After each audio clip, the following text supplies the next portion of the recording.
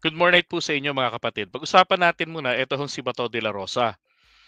Remember yung sinabi ni VP Sara na kapag nasyukti po siya, may inutusan siyang tao na isyukti rin daw itong sina BBM, Lisa at si Martin Romualdez. Ngayon, ito yung May kondisyon yung pagkasabi. yun. Kasi yung pinalilitaw rito ni Bato, conditional threat daw po yun. Which is hindi naman dapat pag-aksayahan ng panahon. Sabi niya, di ba? Kung siya ay papatayin, Hindi papatayin kung siya'y mapatay. ipapatay rin daw niya. Di ba? Yun ang kondisyon. Patayin mo na siya bago niya ipapatay. Kumbaga, paano ba? Nalilito. Wala mangyayari kung hindi siya gagalawin. Parang gano'n ang sinabi niya, di ba? Ang tanong, gaano tayo nakakasiguro na walang mangyayari? 'Di ba? Pangalawang beses na 'yan na inexpress ni Sarah ang kanyang kagustuhang mawala na sa planet Earth si PBBM. Etong huli nga lang dinagdagan niya ng tatlo pang kasama, 'di ba? Yung asawa, oh, bali ano, tatlo, si PBBM, si Attorney Lisa, at saka si Martin Romualdez. Oh, 'di ba dinagdagan niya ng dalawa pala na makakasama. That's so, sir, naniniwala po tayo na hindi yung threat. Ha? Naniniwala po tayo na hindi yung threat. If that's the case. And, hindi ko masabi, sila kinukonsider ka kailangan active threat eh. Maybe conditional threat. Conditional threat. You hurt me, I'll hurt you. Ang ganun lang, di ba? Okay, you hurt me, I'll hurt you. You shoot me, I'll shoot you. Parang ganun. Pero will that be okay, sir? Ha? Will that be okay? Nagaling sa Vice President, sir? Well, sino ba magsabi na okay yan? O, lahat naman tayo ayaw natin ng violence. Ayaw Ayaw ng natin violence. ng harm, di ba? To each and every one of us. Pero considering the situation, intindihin rin natin yung kanyang masyado na siya nagigipit, masyado na siyang feeling talagang parang pinagkaisahan, ganon. So, normal reaction ng tao. Okay, normal reaction. Pero hindi naman normal na reaksyon ng tao yung pagbabantaan mo yung buhay. 'Di ba? Oo. Maliwanag naman po kasi na meron naman talaga hong pagbabanta. Sabi nga rito ng DOJ. DOJ clarified that there is no legal basis for conditional threat. 'Di ba? It's either attempt, 'di ba? Frustrated or consummated. Oh. Ano yung attempt doon? 'Di ba? Yung attempt doon, kumuha ka na ng tao na magsasagawa nito. Para sa akin kumuha ka na ng tao, completed na yung kontrata ninyo. Oh, hindi naman kasi kinakailangan merong pera, may object na pera eh. Hindi eh. Yung meeting of minds ng dalawang taong matino ang isipan, tapos nandoon yung tatrabahuin, which is, 'di ba? Merong kondisyon. Oh, merong connivance sa kanilang dalawa, may kondisyon na pag may nangyari sa akin, yariin mo rin sila. Ang tanong, gaano nga po ba tayo nakakasiguro, 'di ba? Na yayariin lang, gagalaw lang yung hitman niya kapag tinumba si Sarah. Oh. Ilang beses niya nang in-express yan na gusto niyang mangyari, maputulan pa nga ng putulan ng ulo si BBM. Di ba? Yun lang na na kung titignan ninyo to sa morality, di ba? Definitely, it is immoral para sa isang tao, sa isang Kristiyano, sa isang vice president ng bansa, hinalal ng 32.2 million Filipinos, kabilang na ng mga Marcos loyalist, 'di ba? Na magsasabi ka na mayroong kang taong binayaran. Kaya nga kinabukasan, 'di ba, sa press con ni Sara, binawi niya yung sinabi niyang 'yan. Oh. Kasi na-realize niya 'yan na meron siyang nasabing hindi maganda. Isa pa, intention talaga sabi niya, no joke. Tapos yung ambience pa nung lugar kung saan siya nag-livestream para sabihin 'yan. Pinatay niya ilaw. Pinalitaw na na kawawa siya.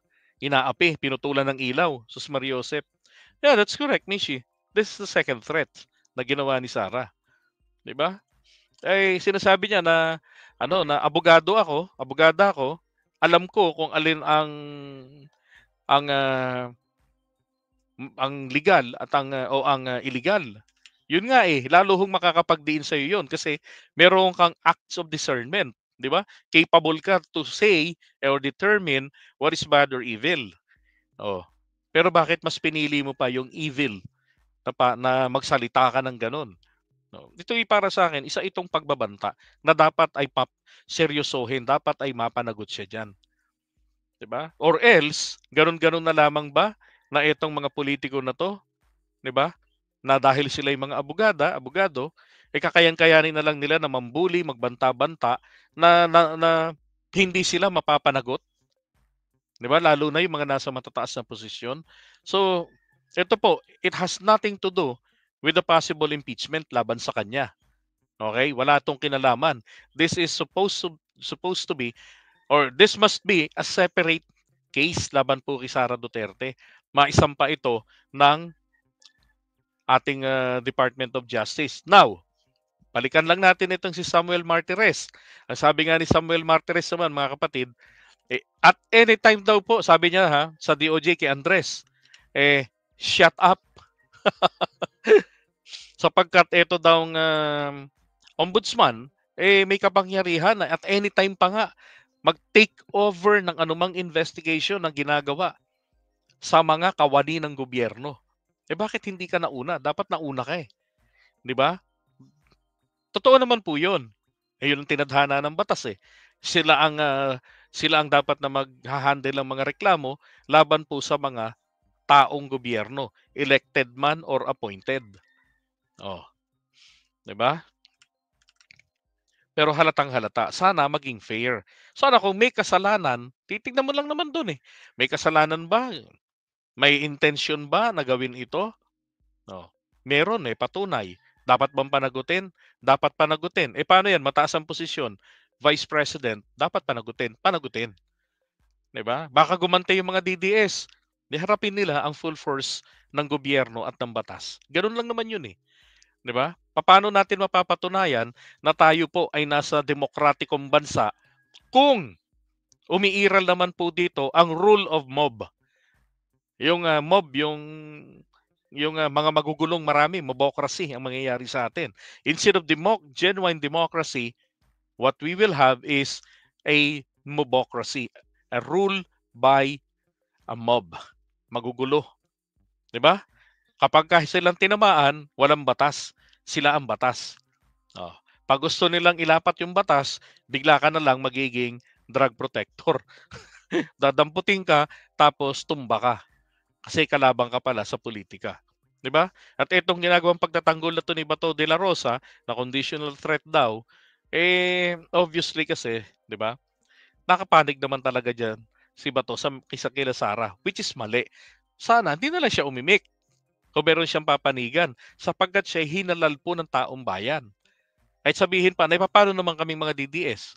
Gusto naming marinig ang stand niya. After all, di ba? Dapat gitna ka dyan eh. Ang iyong magiging opinion, kung hindi ka papanig dun, kung papanig ka sa kabila, ayusin mo naman. Hindi yung ganyang iimbento. Conditional daw naman kasi yun. Hindi, threat pa din yun. Di ba? Pagbabanta pa rin yun, morally, hindi po ito tama. Oh. And then, yung tanong nila na ito ba'y actionable? Edi dalhin nyo sa Korte Suprema para tignang maigi. Di ba? Pa-review ninyo doon. Oh. Kasi ang titignan po dito dapat is yung intention. May intention ba? Meron bang previous events na nag-express ng taong ito na gusto niyang may mangyaring hindi maganda sa Pangulo? Di ba ganun lang yun eh. Para ma-determine eh. That's correct. Rule of mob or gangsters. Yun. Di ba? Davao Mafia. Sabi ni Janelle. Akala mo lang wala-wala pero meron tandaan mo mas mapanganib ang tahimik. That's correct. Puncher. Sir JDB, kailangan na uli tayong maging member ng ICC pag nanaig ang ombudsman. Duterte pa yata yan si Martires na yan. That's correct. Duterte appointee siya. At dapat po naman talaga tayo maging member uli ng ICC. Diba? Magbalik tayo dyan sa ICC. Okay, so iwan na muna natin tong doktrina ni Bato de la